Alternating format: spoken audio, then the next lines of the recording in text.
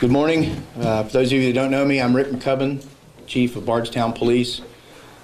Nelson County Sheriff Ed Mattingly, Trooper Jeff Gregory from KSP Post 4. Very briefly, I want to explain a little bit of what happened yesterday here in Bardstown. One of our officers observed a red pickup truck that turned in front of him in a very reckless manner. At the same time, the driver was hanging out of the window, yelling at the officer. The officer turned to attempt to pull him over, and a short pursuit began. The pursuit lasted about 2 miles.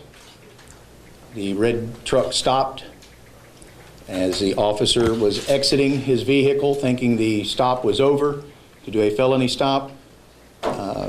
The driver of that truck observed the officer exit and threw the truck in reverse, smashed into the Bardstown police car, trapping the officer halfway in the vehicle, halfway out, continued to accelerate and knocked him back. We're not even sure how far, I don't have the exact measurements, but knocked the vehicle back with such an impact. Again, trapping the officer, continued to accelerate. Our officer discharged his weapon several times. At that point, his vehicle was disabled. He could not continue to chase because the suspect at that point pulled away.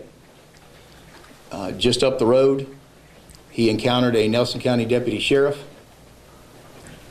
He struck that vehicle in an intentional high rate of speed, with such speed that that vehicle immediately burst into flames. The deputy was able to get out of that vehicle. The vehicle then fled that scene, where he encountered a third law enforcement officer, a second Nelson County Deputy Sheriff. At that point, the deputy was able to get the vehicle stopped, was attempting to get the subject out of that vehicle at gunpoint. A struggle ensued. The subject attempted to disarm the deputy. That deputy discharged his weapon at that time as well. The suspect was obviously, Nelson County EMS was called.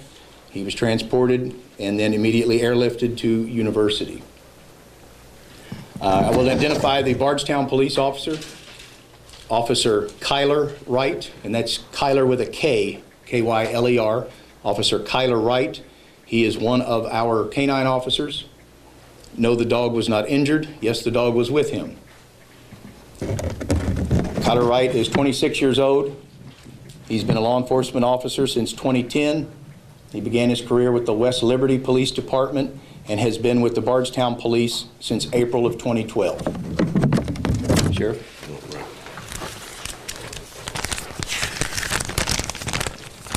I just want to recognize the Fenwick family, and my thoughts and prayers go out with them in this tragedy. I want to inform you of who the two deputy sheriffs were that worked for the Nelson County Sheriff's Department. Sergeant Jason Allison, who is a team leader. He is 42 years old, and he started his police career in Lebanon, Kentucky, and transferred to Nelson County, where he's been with us for 10 years. Deputy Brian Voils, V-O-I-L-S. He is 35 years old, and he also has 10 years with our agency and transferred from Lebanon, Kentucky. Deputy Voils is the officer that discharged the weapon, and Jason Allison's cruiser is the one that was burned. I would like to inform the public and inform the media that these officers are good men. They've served our community well. They don't have a history of any disciplinary action. Sergeant Allison is one of the finest men we have, and he is a team leader with our department. And Brian Voils is a instructor for our firearms. They both have children. Deputy Allison has 2 children, and Deputy Voils has 1. They're in the career of serving the community, and they have done their job and what they were supposed to do and what they were trained to do. And I'm here for their families. Their parents are concerned for their well-being. Their wives are very tearful, and at the end of the day, they have to live with these actions. And they are human, and they are Christian, and they are worried and will worry and will suffer from the actions of this perpetrator. And I hope that everybody in the public realizes that police officers are human and that they have feelings and emotions just like everyone else. And I'm here for them, and I'm here for their families, and I'm here for the public, and I will do what it takes to come to a peaceful resolution in this.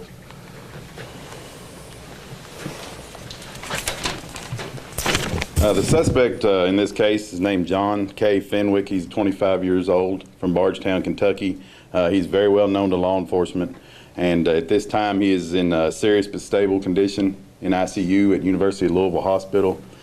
State police has been called in by both departments to investigate.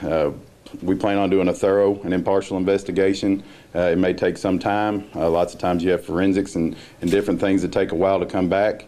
When we do come to a conclusion on our side of the investigation, it'll then be turned over to the Commonwealth Attorney's Office, and will be up to them to adjudicate it however they see fit. But at this time, I'm not going to answer a bunch of questions about the investigation, just because the investigation being open, it's not something that we generally do. So once we get it wrapped up and get to the Commonwealth Attorney's Office and he decides the course of action from there, and it's done, then we'll be glad to discuss any of the particulars of the case. So, yes, ma'am. Can you talk us through from the beginning of the day, starting with him obtaining the car through the way that it ended? Basically what Chief McCubbin said earlier, you know, it's my understanding that he broke into the Franklin dealership and obtained keys or however it was that he got access to the vehicle that he had taken, and that's when law enforcement met up with him and everything started. And in terms of that area on the street that we're talking about, Parkway Drive, there's that curve, and we can see sort of the trajectory of the way everything played out. Did he come in on Woodlawn and then it ended over there in front of the bakery where we could see the shell casings? No, started in Springfield Road. Started on Springfield Road in, going towards. You know better than me if you want to step up. Okay. Yeah, it started Highway 150, Springfield Road. He turned left there. That road connects to Woodlawn Road. So that connector road is where all three of the events occurred. Okay, and then right there, we're just trying to talk through the video that we have to kind of explain people the layout of it, where we saw that collection of shell casings right there in front of the bakery. Is that? That's the first. That was our officer. That was the Okay. first stop. That was the first stop. And the second one was the burned out vehicle. The third one was the truck and the deputy sheriff's car up towards the Woodlawn Road end of that road. Did he also, the third sheriff's deputy car that was, you know, farthest away from town, did he also ran that car? It looked like it had damage Yes, as well. all three vehicles Okay. destroyed. Can you explain, very well known by law enforcement, does he have a lengthy criminal history? Have you been, were there calls made to come check on a house? When I say very well known by law enforcement, I just mean that they've had interaction with him as far as how many times that he's been arrested or however many calls they've made to his residence or traffic stops. I don't know that number off the top of my head, but it's my understanding that the first policeman that had contact with him was aware of who it was when he made eye contact with him. What was it that he was saying to the officers who were hanging out the window? That's still part of the investigation and something that we're not going to get into today. His mother has contacted us saying that she had just contacted police for wanting help from police, and they said she needed to wait till Monday. Can you comment on that? I'll comment on that, Chief. Take that. Our deputies had received calls. We did an interview with him. She was claiming that he was mentally ill. My deputies interviewed him, stated he was coherent. He was calm. He spoke with them. He didn't have any aggression about him, and that he was taking his medication, and that he was going to see his psychologist on Monday, and that he felt that his family was picking on him. What day was that? This was in the previous 24 hours. Was every discharge of every weapon intentional? Yes. Okay. How many shots were fired? I'm gonna leave those questions to State Police. That's something else that we're not going to address right now, just part of an open investigation. Have you placed charges on Mr. Fenwick yet? It's my understanding that he has not been charged yet just because of his medical condition, and there's no imminent, he's not going to get out anytime soon because of his medical condition, so we didn't have to be in a hurry on that, and it's being reviewed, and he'll be charged accordingly. Did the suspect have a weapon besides the big truck that he was using? First, there's no such thing as an unarmed encounter with a law enforcement officer. I know that's become the hashtag of our country right now. Anytime any of us, whether we bring the weapon, the person brings the weapon, or we both bring a weapon, no such thing as an unarmed encounter. And in this case, the vehicle was his main weapon, which is a weapon. The second event was that he attempted to disarm the deputy, which is within itself against the law. So both of those situations are justified shoot situations. So he did not have a gun on his person, if that's what you're asking, Yes. but there's no such thing as an unarmed encounter with a law enforcement officer, ever. And Sheriff, when you spoke earlier about the families and the deputies and police involved, are you concerned about some sort of backlash from the community, or? Well, we must take notice of previous cases that the media and how the media has handled those situations. Chief McCubbin and I are both transparent people. We want the public to be informed and accurately informed. And we do not want trouble. We are glad that he is white, and we shouldn't have to be worried about that.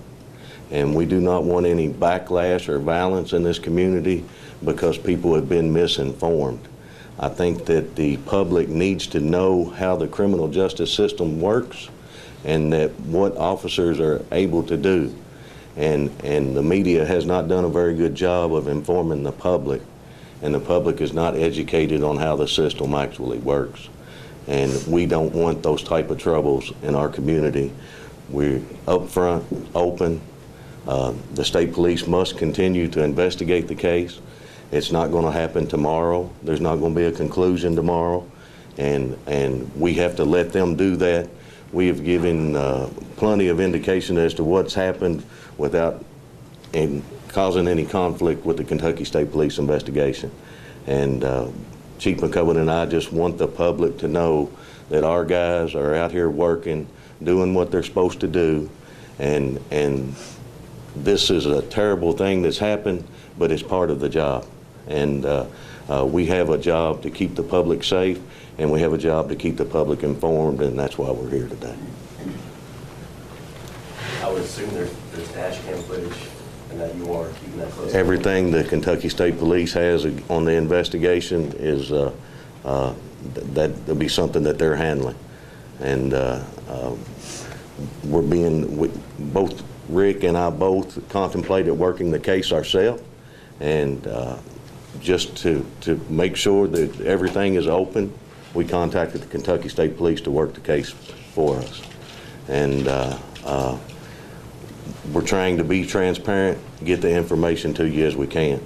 And I just want to reiterate that my guys have a lot on their plate, and they're on administrative leave, and it's paid. And I would ask that you all respect their privacy and give them time to get through this. Sheriff, I'm sorry, would you just be able to clarify for us, because we did report that there wasn't dash cam footage, and if there is, that's something we need to correct. You're going to have to address those questions to the Kentucky State Police. Carmen, to be honest with you, I haven't spoken to my detectives in depth that much about what kind of evidence they had taken, so I don't know the answer to that. So that's, you know, that's something that's still part of the investigation, just like how many shots were fired or anything like that. We're not going to talk about it anyway. So, I mean, But couldn't you say if the cruisers have dash cams in them? I don't know if they're equipped with it or not. I do not, the Nelson County Sheriff's Department does not have any functioning, we're not owners of any camera footage. I do know that some of our deputies carry footage for their own protection. Chief, do you know what time the break-in happened at the dealership? The best we can tell, approximately 7 a.m. We did not receive an alarm. We do not know why, but the alarm company for that company failed to notify Nelson County Dispatch, so we had no idea that the burglary had even occurred. We weren't even looking for a red truck at all. He brought attention to himself. Had he just made that left and not done that in a reckless manner and kept his mouth shut, it probably wouldn't have ended the way it did, because we weren't looking for him. And Chief, can you kind of talk to us about that? I mean, just the narrative that the dealership's given to us about what he did, busting through the door, stealing the keys, then clearly trying to attract the attention of law enforcement, not seeming to make any effort to hide what he'd been doing. Is this somebody who was looking for trouble this day? Well, I think as the sheriff alluded to, he has issues. So to try to get inside his head, I think we've all tried to do that to help that family out. We don't know what his mindset was. We don't know if he intentionally did that, as you mentioned. He very well may have. Or if just his mental status at that time told him to do something else. We don't know, to be very honest with you. And we're heading into National Police Week. It's just started, a time where nationally officers come together to reflect and often to mourn the number of people put in harm's way every single day. You yourself just added another name to the memorial last year. To have an incident like this where 3 officers' lives were clearly in a lot of danger, you know, having a car rammed so hard that it was set on fire, how does this affect your mindset as you head into that week? Well, I'm leaving today for Washington, D.C. Many of us are actually this week. And it sadly illustrates the time we're going through right now all across the country. Saturday night, 2 Hattiesburg policemen gunned down. I think we're down below 50 hours. I've used it before, every 57 hours, but I think we're down below that, I believe. It's just a violent time right now, a very violent time. And, you know, we are coming up on the 2-year anniversary of losing our officer here in our community. We're traveling to Washington to honor a couple of hundred other officers, men and women who died this past year. And then to have a quiet Sunday morning on Mother's Day when everyone was trying to cook breakfast and for their mom and enjoy the day, to have this happen, it's the real world. It's what we're facing. Bardstown, Kentucky, or Baltimore, Maryland. Population's the only thing that's different, sadly, across the country right now. The mindset is I don't even know how to get in that head, to be honest with you. But there are a lot of issues right now. And this comes at a time that you're looking at an uptick of crime in the community, and you put out there how you're working to kind of get a handle on that before, I don't know, it gets out of control. Do you believe this is at all connected to it, or does it just reflect an overall change the community's going through? No, you're right. It's just one of many examples. It's reflective of what we've been talking about for the last 2 weeks. The sheriff and I were talking that the last 2 weeks in our community, Bardstown, Nelson County as a whole, has been just off the hook. Drugs have a nexus to everything we do, sadly, and we're not immune to that. Bardstown, Kentucky is no different than any other community, but sadly we are seeing that. You know, we're working, doing what we can do with families. It's bad when the families are so bad that we are the last resort. But we're doing everything we can, but our hands are rather tied criminally. Or in other words, if they're not committing a criminal act, there's not a lot the police can do. We can help try to get the person in the system. We can try to get them rehab. I know we do it. The sheriff's office does it. I have it in my own family. I don't care to tell you. I sympathize with what families are going through because I know exactly what they're going through. But that still doesn't give us an excuse. But it's a reason that we're seeing so much crime And violent crimes too, not your crimes against properties, but your crimes against persons right now. It's really at an all-time level. You know, I told somebody I was policing in the west end of Louisville in the 1980s when crack hit the streets, 28 years ago, and I thought, man, it can't get any worse than this. But I was wrong. This is a very bad time in society as a whole. And, you know, we can't just arrest our way out of it. We know that. We don't want to. None of these three agencies want to do that. But we don't have the answer yet either, I'll be quite honest with you. And in the meantime, we have incidents like what occurred yesterday. It's just solidifies everything that we say when we try to tell our community this is real. And then you wake up on a Sunday morning and things like this happen. So, do we think we need more help for people with mental illnesses in the community? oh, I think we do. Are there more treatment I think it's options available for them? Sure. You know, we have that problem here. You know, our hands are tied sometime, and as I mentioned just a moment ago to Carmen, you know it's bad when mom or dad call us, you've got to help me, with their own kids or family members. But yeah, the mental issues, we both sit on a board working with the higher ups, trying to come up with ways to help. Because again, we don't want to arrest our way out of it. We can't. But there's got to be somewhere to get a lot of these folks help, especially the ones that are addicted to drugs. We know they don't want to be on drugs. We know that. But, you know, an addiction's a mean thing, so. How many beds are there available as far as for people with mental health issues? Oh, I wouldn't have any idea. Do you, Sheriff? Not enough. Not near enough. Sheriff, can you just talk about a little bit about the struggle and the position that you're in if a family member reaches out to you saying, I've got concerns about this person, yet you follow up with that person and you can't identify an immediate threat? Well, what you have to remember is that individual has rights, and we have to have probable cause. If we got into a situation where you came up and said that guy's crazy, take him to the hospital, you know, we can't just operate off of that. The officer, to make an arrest, has to witness those things. And in this particular situation, he did not witness those things in order to take him into custody. And, you know, that process is a whole nother process itself. And we're seeing a whole lot of drug addiction that turns into mental illness, or is classified as mental illness now. And to differentiate between the two, you just don't know. Chief, I want to try to get the dogs right. The canine was Ace in Tyler Wright's vehicle, Officer Wright. Zeus Zeus is, okay. Kyler is Zeus's handler. And considering, I guess, what happened with Officer Satterley last year, have you all encouraged any type of counseling or physical therapy for the officers involved who are hurt? Well, since losing Officer Ellis, we've made some things mandatory for our officers, yes.